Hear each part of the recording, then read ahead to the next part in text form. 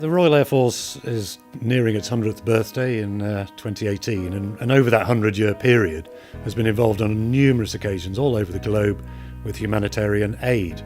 Right up to the modern days in Afghanistan and in the Middle East, humanitarian was delivered by RAF aeroplanes over long distances to save populations and to deliver food and other medical supplies.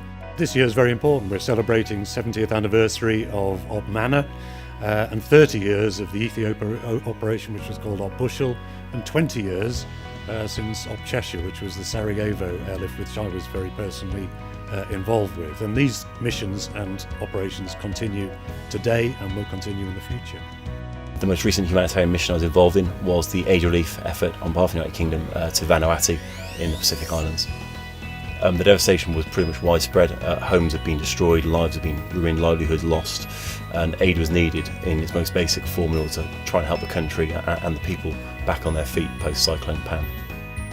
Our task was to fly aid on behalf of DFID and the United Kingdom government to Brisbane, Australia, and then move it forward at set times into Vanuatu when it was required. Here at RAF Benevolent Fund, we have a motto: deliver together safely.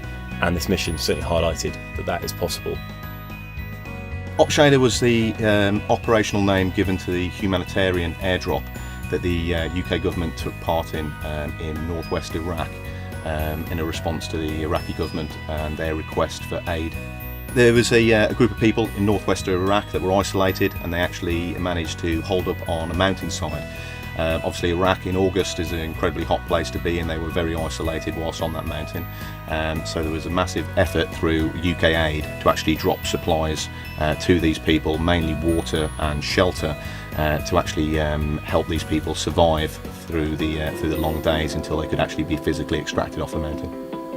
So it was very clear from the outset, from the people we were working with UK aid, that the stores that we were dispatching were life-saving stores. I was a flight commander here on 47 Squadron, and I was in charge of 6 or 7 crews who were heavily involved in delivering the airlift into Sarajevo. And I myself did several dozen missions into Sarajevo in support of that operation. During 1991-92, Bosnia was ripping itself apart in a bitter civil war due to the breakdown of the former Yugoslavia. And what happened was, Sarajevo became a city under siege and was almost cut off. And the UN, back in 1992, saw the need to step in with a humanitarian airlift mission. I was out there quite regularly with my crew and flying 3 or 4 times a day into Sarajevo, delivering an average of, say, 15 to 20 tons. And that mission would be food, it would be medical supplies, it would be toilet rolls, it would be all sorts of things. Everything indeed that was required to keep Sarajevo alive for those years. Well, back in late '84, Bob Geldof did Band Aid, and that was on the back of Michael Burke, the correspondent going out to Ethiopia and reporting on famine in Ethiopia. And it was just before Christmas in '84. It resonated with the public, and a great groundswell of support from the West really wanted to get behind sorting the problem out. And what followed was probably, I would imagine, in excess of a year of humanitarian relief from the West. And the RAF was intimately involved in that all the way through. It continues to be well used. We have big aeroplanes with long range. We have a range of capabilities, which is strategic airlift with the C-17.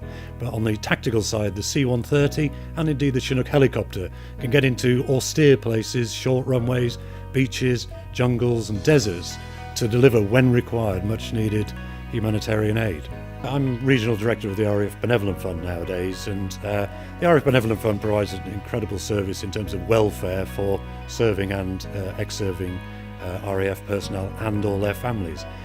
I certainly know from my experience in operations over 35 years now how important it is when you're going into dangerous places and going away for considerable lengths of time, how important it is that your family are going to be looked after back home, your family are going to be looked after if anything happens to you, and I would be looked after if something awful happened to me and I needed help medically through discharge, etc. And that is still the case. So a very strong message to the Air Force and its families and its veterans is that we continue on a daily basis to provide significant levels of welfare support to the RAF and its family, and as importantly, when the guys and girls go away to operations, they know we are there to help if required, and that will carry on into the future.